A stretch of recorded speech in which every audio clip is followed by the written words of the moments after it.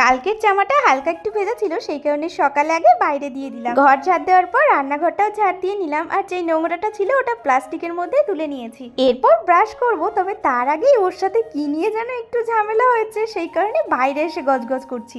আমার চোখ মুখের অবস্থা দেখেছো? সকালে যেন মুডটাই পুরো খারাপ করে দিল। যাই হোক, ভাবছি ওইসব মাথায় না রেখে নিজের কাজেই মন দেবো। এরপরে মুখ হাত পা ধুয়ে নিয়েছি। কালকে আবার ওকে বলেছিলাম সবজি আনার জন্য, ও দেখছি 2 প্লাস্টিক ভরে ভরে সবজি এনেছে।